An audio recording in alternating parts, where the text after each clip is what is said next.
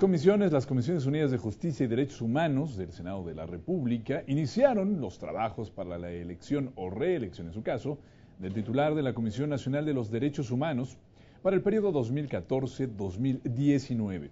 Dichas labores se llevaron a cabo en primer término mediante las audiencias públicas de distintas organizaciones no gubernamentales. De 39 aspirantes, hay 21 personas que han pasado a la siguiente etapa. Hoy vamos a iniciar las audiencias públicas relativas a este proceso y tendremos 2 jornadas que tienen como característica principal escuchar a diversas organizaciones.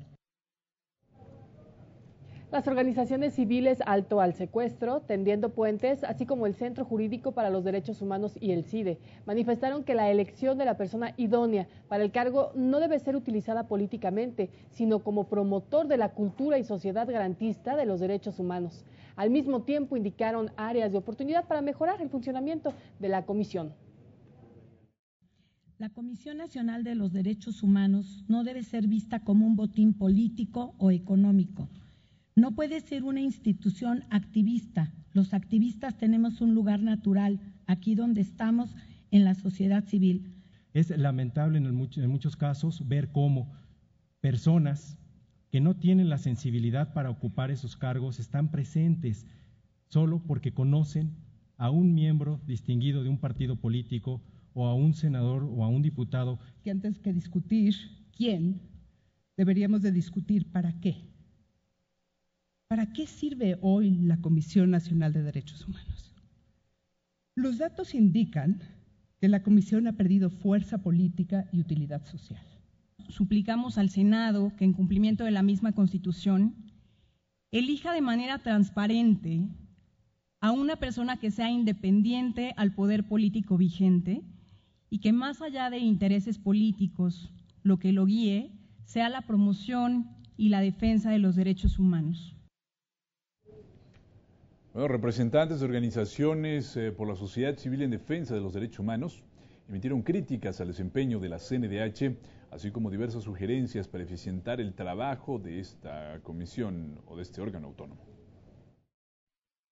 Queremos que las recomendaciones sienten precedentes importantes, que sirvan por supuesto, para reparar el daño a las víctimas, pero también para generar garantías de no repetición, para que se puedan prevenir futuras violaciones a los derechos humanos. Esta institución, hay que decirlo, ha perdido toda legitimidad, voz y postura moral frente a las víctimas. Preocupa, por ejemplo, que ante más de 20,000 desapariciones y cerca de 100,000 muertes violentas en el país en los últimos años, la CNDH no haya generado una postura contundente y efectiva frente a las actuaciones de las autoridades responsables. Tenemos todo para hacer de los derechos humanos una política de Estado. Tenemos todo para hacer que estas políticas permeen las leyes y las instituciones de nuestro país. Sin embargo, lo que es obvio es que siguen siendo una tarea pendiente para el Estado mexicano. Ninguna institución mejora si no es vigilada, exigida de resultados y sometida a una permanente y sistemática rendición de cuentas. Esta tarea debe realizarla el Senado, pero nunca ha sucedido. De hecho, la presentación del informe anual de la CNDH frente a este órgano es una mera formalidad y luego, durante un año, se desentiende del desempeño de la institución. El Instituto Nacional de Ciencias Penales, Red Familia, México Unido contra la Violencia, así como ¿Y quién habla por mí?, expresaron que debe incrementarse el diálogo entre los distintos actores nacionales en favor de los derechos humanos, al tiempo que definieron las características idóneas del siguiente titular de la CNDH.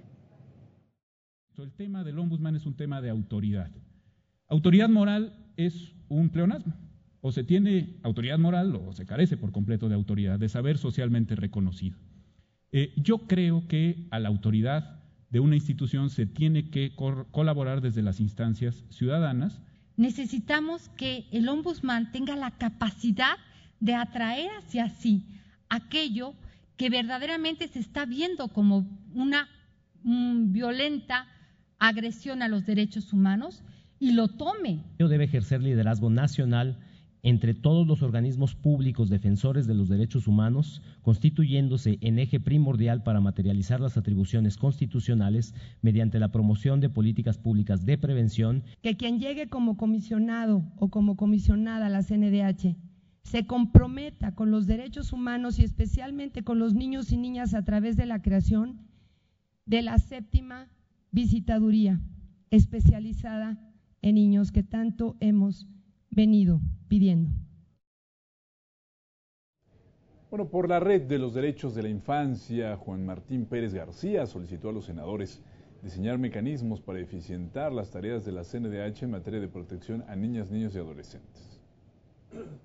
Las recomendaciones que se han emitido, donde niños y niñas o adolescentes en varios casos han sido víctimas o han sido partícipes de estas recomendaciones, se dan desde una lógica proteccionista o incluso en algunos casos como mero actor incidental de los hechos.